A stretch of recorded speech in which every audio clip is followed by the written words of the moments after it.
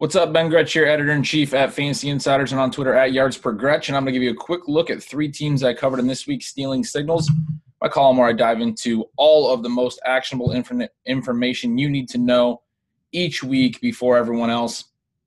First team I want to jump into is the Patriots because we saw a big change in their usage of the newest member of the Patriots, Josh Gordon. Gordon had played under 30% snap share in each of his first two games in New England. That jumped to 81% this past week. He was targeted on 3 of Tom Brady's first 4 throws and ran a route on 95% of Tom Brady's drop back. So he was heavily involved, led the team with 9 targets and 90 air yards.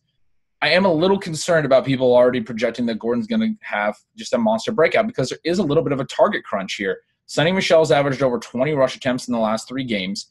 This team isn't exactly throwing 40, 45 pass attempts per game, and they kind of need to accommodate Gordon, Edelman, James White, Gronkowski, and even Hogan and the rest of the crew being involved still to some degree. Now, Hogan, I think, is droppable at this point. It's probably going to mainly be Gordon, White, Edelman, and Gronk, but that doesn't mean Hogan's not going to stay involved and troll us a little bit. That doesn't mean even guys like Philip Dorsett and Cordarrelle Patterson won't be involved at times.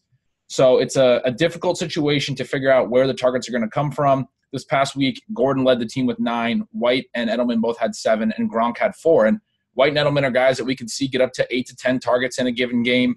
Gronk could certainly see more than 4 in a given game.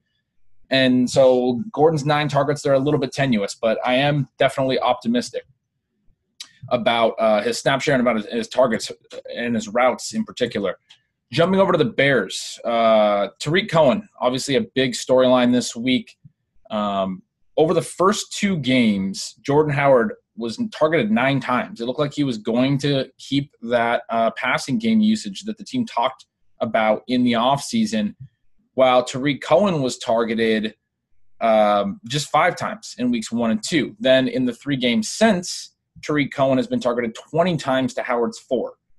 So we've totally seen a complete flip of the script there. They are way more willing to use Cohen in the passing game at this point, and it's coincided with a huge uptick in the productivity of the Bears offense overall. So that's not good news for Howard. Howard's somebody who still has value, and I expect to be better than what he's been over the last couple weeks, but not somebody that without any kind of receiving role is going to have the same type of upside that you were probably hoping for when you took him at ADP. So if you can get decent value for him, he could definitely be a sell. Meanwhile, Cohen looks to be heading towards a really valuable high reception and still high touch role, which would make him, essentially like a Chris Thompson or some of the better receiving backs that we see in the NFL, and somebody very well worth targeting.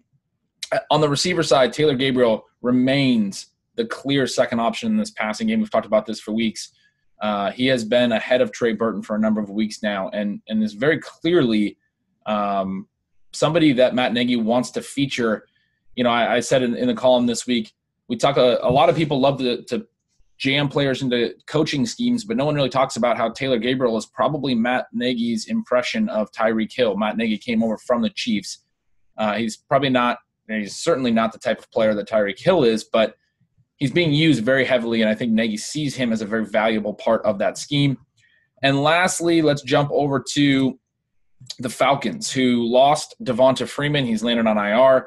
Talked a little bit about this in a live video on Twitter yesterday. So if you've seen that Periscope, a little bit of repetitiveness here, but there is some interesting stuff I wanted to add as well. Last week, Ito Smith out-touched Tevin Coleman 13-11, but Coleman did out-snap him 57% to 46%.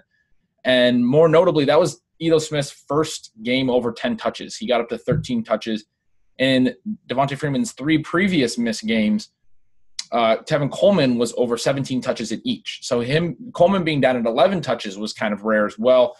I do suspect going forward that Ito Smith will play essentially the Devonta Freeman role. He profiles sort of like him between the tackles, zone block running type back. He is an especially explosive player, but he's a good receiver. He can be used in the passing game. He can be used between the tackles. They've used him in short yardage. He has a red zone rushing touchdown in 3 straight games at this point. But because he's going to be kind of the Devontae Freeman role, doesn't mean he'll have a Devontae Freeman share. I think Tevin Coleman will be the lead share, and pretty easily. I think it'll just be similar roles, but more touches for Coleman. And I expect Coleman to be a mid to high end RB2 at minimum going forward. I have a lot of faith in his ability. He's been inefficient so far this year, but we have a much larger sample that shows that he is a big play threat and somebody who can definitely blow the lid off defenses and put up big fantasy numbers for you through efficiency. And that's essentially the opposite of what he's done so far. He's been very inefficient thus far. So somebody who I would also be very willing to buy if the price was right, and someone who I think has a bright future going forward. All right, that's it for this week. Be sure to check out Stealing Signals for tons of information about all the different teams. Each week I go through and look at all the different trends, basically go through my entire process that I utilize for fantasy football analysis, and then write it all out for you guys. It's free. Give it a read. All you got to do is sign up for a free email account, and let me know what you think.